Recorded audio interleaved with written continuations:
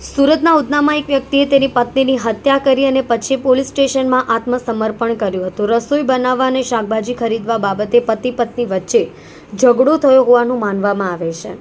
Udhna Laxminarayan industrial વિસ્તારમાં રહેતો અખિલેશ ઉર્ફે અલ્કુ ભુરિયા, જે ત્યાં એક નિર્માણાધીન બિલ્ડિંગમાં મજૂરી કામ કરતો હતો, તેની પત્ની કાલીબેન શાકભાજી ખરીદવા ન જતા અલ્કુએ તેની સાથે ઝઘડો કર્યો હતો. ત્યાર પછી શનિવારે બપોરે અલ્કેશે તેની પત્નીને ભોજન બનાવવાનું કહ્યું હતું, પરંતુ તેની પત્નીએ રસોઈ ન કરી અને બંને વચ્ચે ફરી ઝઘડો થયો હતો. ગુસ્સામાં અલ્કુ ભુરિયાએ શાકભાજી કાપવાની છરી વડે પત્નીના પેટમાં 7 ઘા માર્યા હતા, જેને કારણે તેનું ઘટના સ્થળે જ મોત નીપજ્યું હતું. ત્યારબાદ અલ્કુ પોતે ઉધના પોલીસ સ્ટેશને જઈને આત્મસમર્પણ કર્યું હતું. પોલીસે હત્યાનો ગુનો નોંધી અખિલેશ ઉર્ફે અલ્કુ ભુરિયાની ધરપકડ કરી છે.